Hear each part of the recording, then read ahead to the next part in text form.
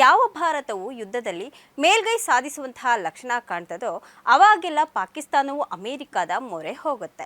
Operation Sindoor Pakistan ಸರ್ಕಾರ ಮತ್ತು ಭಯೋತ್ಪಾದಕರಿಗೆ ಅಂತಹ ಆಘಾತವನ್ನ ನೀಡಿತ್ತು. ಪಾಕಿಸ್ತಾನ ಸೋತಾಗಲೆಲ್ಲ ಅದು ಅಮೆರಿಕದ ಮಡ್ಲಲ್ಲಿ ಹೋಗಿ ಕೂರುತ್ತೆ. ಭಾರತದೊಂದಿಗೆ ಮಾತನಾಡಿದಂತಹ ನಂತರವೇ ಅದಕ್ಕೆ ಸಮಾಧಾನ ಸಹ ಸಿಕ್ಕಿತ್ತು. ಭಾರತದೊಂದಿಗೆ ಪ್ರತಿ ಬಾರಿ ಯುದ್ಧ ನಡೆದಾಗಲೂ ಸಹ ಅವರು ಪರಮಾಣು ಬಾಂಬ್ಗಳ ಬೆದರಿಕೆ ಹಾಕ್ತಲೇ ಇದ್ರು. ಈ ಯುದ್ಧದ ನಂತರ ಬಾಂಗ್ಲಾದೇಶ ಎಂಬ ಹೊಸ ದೇಶ ಉಟ್ಕೊಂಡಿತ್ತು. ಹಣ ಸಹಾಯವನ್ನ ಕೂಡ ಮಾಡಿತ್ತು. ಆದಾಗ್ಯೂ ಸಹ ಈ ಯುದ್ಧದಲ್ಲಿ ಪಾಕಿಸ್ತಾನ ಸೋತಿತ್ತು.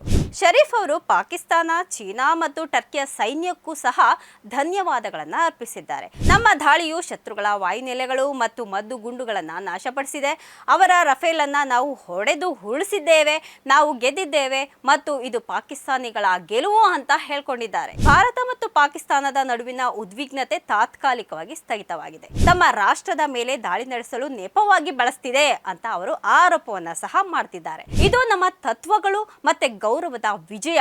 ಗೌರವಾನ್ವಿತ ರಾಷ್ಟ್ರವಾಗಿ ಶತ್ರುವಿನೊಂದಿಗೆ ಏನ್ ಮಾಡ್ತಿದ್ದೇವೆಯೋ ಅದನ್ನೇ ಮಾಡ್ತಿದ್ದೇವೆ. ಪಾಕಿಸ್ತಾನವು ಸ್ವಾಭಿಮಾನಿ ಮತ್ತು ನೇರ ರಾಷ್ಟ್ರ ಎಂಬುದಕ್ಕೆ ಪುರಾವೆಯಾಗಿ ಒಪ್ಪಂದವನ್ನ ಶ್ಲಾಘನೆ ಮಾಡಿದ್ದಾರೆ.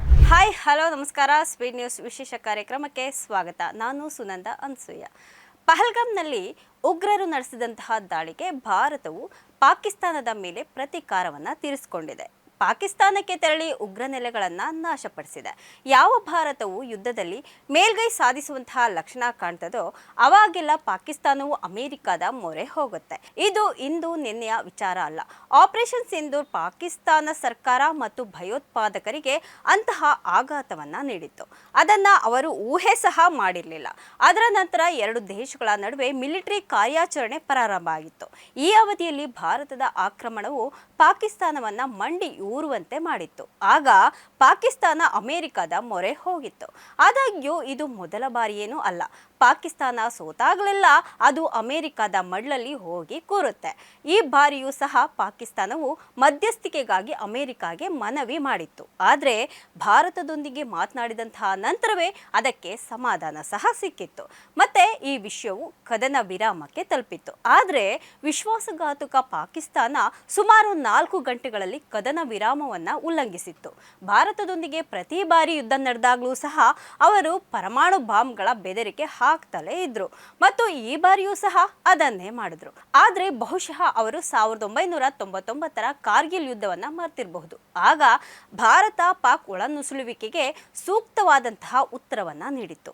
ಈ ಅವಧಿಯಲ್ಲಿ ಅಮೆರಿಕದ ಒತ್ತಡ ಕೂಡ ನಮ್ಮ ಅಂದಿನ ಪ್ರಧಾನಿ ಅಟಲ್ ಬಿಹಾರಿ ವಾಜಪೇಯಿ ಅವರ ಉದ್ದೇಶಗಳನ್ನ ತಡೆಯೋದಕ್ಕೆ ಸಾಧ್ಯವಾಗಲಿಲ್ಲ. ವಾಸ್ತವವಾಗಿ ಭಾರತದೊಂದಿಗೆ ಯುದ್ಧದಲ್ಲಿ ಪಾಕಿಸ್ತಾನ ನಷ್ಟವನ್ನ ಎದುರಿಸಲು ಪ್ರಾರಂಭಿಸಿದಾಗಲೆಲ್ಲ ಅದು ಸಹಾಯ ಕೇಳುವಂತಹ ಅಮೆರಿಕದ ಬಳಿ ಹೋಗುತ್ತೆ. 1971ರ ಯುದ್ಧದ ಸಮಯದಲ್ಲಿ ಪಾಕಿಸ್ತಾನವು ತನ್ನ 7ನೇ ನೌಕಾಪಡೆಯನ್ನ ಬಂಗಾಳ ಕೊಲ್ಲಿಗೆ ಕಳಿಸೋದಕ್ಕಾಗಿ ಅಮೆರಿಕದಿಂದ ಸಹಾಯವನ್ನ ಕೇಳ್ಕೊಂಡಿತ್ತು.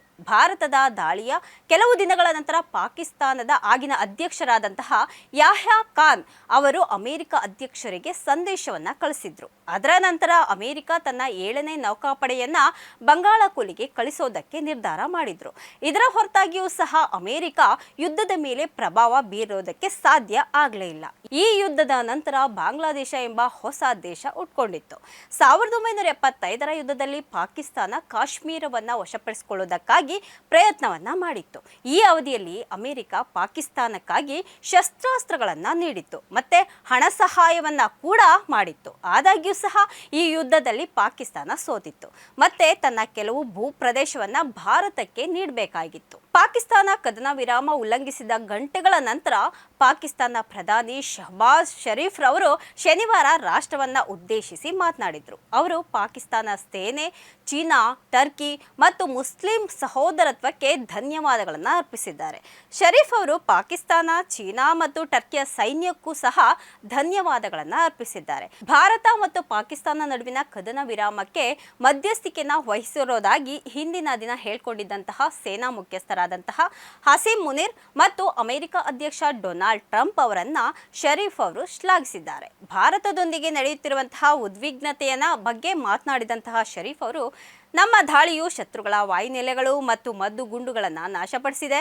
ಅವರ ರಫೇಲ್ ಅನ್ನು ನಾವು ಹೊಡೆದು ಉರುಳಿಸಿದ್ದೇವೆ, ನಾವು ಗೆದ್ದಿದ್ದೇವೆ ಮತ್ತು ಇದು ಪಾಕಿಸ್ತಾನಿಗಳ ಗೆಲುವು ಅಂತ ಹೇಳ್ಕೊಂಡಿದ್ದಾರೆ. ಕಳೆದ ಕೆಲವು ದಿನಗಳಲ್ಲಿ ಮಸೀದಿಗಳು ನಾಶವಾಗಿವೆ ಅಂತ ಅವರು ಹೇಳ್ಕೊಂಡಿದ್ದಾರೆ. ಭಾರತ ಈ ಹೇಳಿಕೆಯನ್ನ ತಿರಸ್ಕಾರ ಮಾಡಿದೆ. ಕದನ ವಿರಾಮ ಒಪ್ಪಂದವನ್ನು ಎಲ್ಲರ ಹಿತಕ್ಕಾಗಿ ಮಾಡಿಕೊಳ್ಳಲಾಗಿದೆ ಅಂತ ಅವರು ಹೇಳಿದ್ದಾರೆ. ಚೀನಾ ಮತ್ತು ಅದರ ಜನರಿಗೆ ವಿಶೇಷ ಉಲ್ಲೇಖವನ್ನು ಸಹ ನೀಡುತ್ತಾ ನಾನು ಅವರನ್ನು ನನ್ನ ಹೃದಯದಿಂದ ಅವರಿಗೆ ತುಂಬು ಧನ್ಯವಾದಗಳನ್ನು ಹೇಳೋದಕ್ಕೆ ಬಯಸ್ತೇನೆ ಅಂತ ಹೇಳಿದ್ದಾರೆ. ಭಾರತ ಮತ್ತು ಪಾಕಿಸ್ತಾನದ ನಡುವಿನ ಉದ್ವಿಗ್ನತೆ ತಾತ್ಕಾಲಿಕವಾಗಿ ಸ್ಥಗಿತವಾಗಿದೆ. ಶನಿವಾರ ಎರಡು ದೇಶಗಳ ನಡುವೆ ಕದನ ವಿರಾಮ ನಡೆದಿದ್ದು, ಅದರ ಬಳಿಕವೂ ಸಹ ಪಾಕಿಸ್ತಾನ ಡ್ರೋನ್ ದಾಳಿಯನ್ನು ನಡೆಸಿತ್ತು. ಆದರೆ ತನ್ನ ಹುಂಬತನವನ್ನು ಪ್ರದರ್ಶನ ಮಾಡಿರುವಂತಹ ಪಾಕಿಸ್ತಾನದ ಪ್ರಧಾನಿ ಶಹಬಾಜ್ ಶರೀಫ್ ಅವರು ಶನಿವಾರ ಭಾರತದೊಂದಿಗಿನ ಕದನ ವಿರಾಮ ಒಪ್ಪಂದವನ್ನು ನಮ್ಮ ರಾಷ್ಟ್ರಕ್ಕೆ ಐತಿಹಾಸಿಕ ವಿಜಯ ಅಂತ ಘೋಷಣೆ ಮಾಡಿದ್ದಾರೆ. ಭಾರತೀಯ ಆಕ್ರಮಣ ಅಂತ ಅವರು ವಿವರಿಸಿದ್ದಕ್ಕೆ ತಮ್ಮ ಸೇನೆಯ ವೃತ್ತಿಪರ ಮತ್ತು ಪರಿಣಾಮಕಾರಿ ಪ್ರತಿಕ್ರಿಯೆಯನ್ನು ಶ್ಲಾಘನೆ ಮಾಡಿದ್ದಾರೆ. ಏಪ್ರಿಲ್ 22ರ ಪಹಲ್ಗಾಮ್ ದಾಳಿಯನ್ನು ಭಾರತವು ತಮ್ಮ ರಾಷ್ಟ್ರದ ಮೇಲೆ ದಾಳಿ ನಡೆಸಲು ನೆಪವಾಗಿ ಬಳಸ್ತಿದೆ ಅಂತ ಅವರು ಆರೋಪವನ್ನು ಸಹ ಮಾಡ್ತಿದ್ದಾರೆ.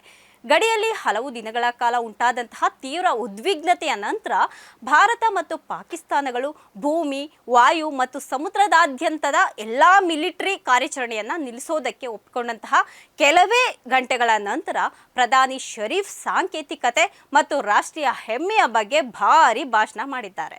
ನಮ್ಮ ಕಾರ್ಯಾಚರಣೆ ದ್ವೇಷ, ಆಕ್ರಮಣಶೀಲತೆ ಮತ್ತು ಧಾರ್ಮಿಕ ಮತಾಂಧತೆಯ ವಿರುದ್ಧ ಆಗಿತ್ತು. ಇದು ನಮ್ಮ ತತ್ವಗಳು ಮತ್ತು ಗೌರವದ ವಿಜಯ. ಗೌರವಾನ್ವಿತ ರಾಷ್ಟ್ರವಾಗಿ ಶತ್ರುವಿನೊಂದಿಗೆ ಏನು ಮಾಡ್ತಿದ್ದೇವೆಯೋ ಅದನ್ನೇ ಮಾಡ್ತಿದ್ದೇವೆ. ಇದು ಸಶಸ್ತ್ರ ಪಡೆಗಳಿಗೆ ಮಾತ್ರ ಅಲ್ಲ, ಇಡೀ ರಾಷ್ಟ್ರಕ್ಕೆ ಸಿಕ್ಕಂತಹ ಜಯ ಅಂತ ಅವರು ಹೇಳ್ಕೊಂಡಿದ್ದಾರೆ. ದೂರದರ್ಶನದಲ್ಲಿ ಪ್ರಸಾರವಾದಂತಹ ಶರೀಫ್ ಹೇಳಿಕೆಗಳು ಕದನ ವಿರಾಮವನ್ನು ಇಸ್ಲಾಮಾಬಾದ್ ಪ್ರಾರಂಭಿಸಿದ ರಾಜತಾಂತ್ರಿಕ ತಿಳುವಳಿಕೆಯಾಗಿ ಅಲ್ಲ, ಬದಲಾಗಿ ಪಾಕಿಸ್ತಾನದ ಮಿಲಿಟರಿ ಪರಾಕ್ರಮದ ಪರಿಣಾಮವಾಗಿ ಚಿತ್ರಣ ತೋರಿಸ್ತೇವೆ. ಶತ್ರುಗಳಿಗೆ ಅದು ಚೆನ್ನಾಗಿ ಅರ್ಥವಾಗುವಂತಹ ಭಾಷೆಯಲ್ಲಿ ಪ್ರತಿಕ್ರಿಯೆ ನೀಡೋದಕ್ಕೆ ನಾವು ನಿರ್ಧಾರ ಮಾಡಿದ್ದೇವೆ ಅಂತ ಅವರು ಘೋಷಣೆಯನ್ನ ಮಾಡಿದ್ದಾರೆ. ಪಾಕಿಸ್ತಾನವು ಸ್ವಾಭಿಮಾನಿ ಮತ್ತು ನೇರ ರಾಷ್ಟ್ರ ಎಂಬುದಕ್ಕೆ ಪುರಾವೆಯಾಗಿ ಒಪ್ಪಂದವನ್ನು ಶ್ಲಾಘನೆ ಮಾಡಿದ್ದಾರೆ. ನಾವು ಭಾರತದ ವಿರುದ್ಧ ಗೆದ್ದಿದ್ದೇವೆ ಅಂತ ಪಾಕಿಸ್ತಾನ ಪ್ರಧಾನಿ ಶಹಬಾಜ್ ಶರೀಫ್ ಅವರು ಸುಳ್ಳು ಕತೆಗಳನ್ನು ಕಟ್ತಿದ್ದಾರೆ. ಪಾಕಿಸ್ತಾನ ಕದನ ವಿರಾಮವನ್ನು ಉಲ್ಲಂಘನೆ ಮಾಡಿದಂತಹ ಭಾರತದ ಮೇಲೆ ಮತ್ತೆ ದಾಳಿ ನಡೆಸಿತ್ತು. ಇದಕ್ಕೆ ಭಾರತೀಯ ಸೇನೆ ಕೂಡ ತಕ್ಕ ಪ್ರತ್ಯುತ್ತರವನ್ನ ನೀಡಿತ್ತು.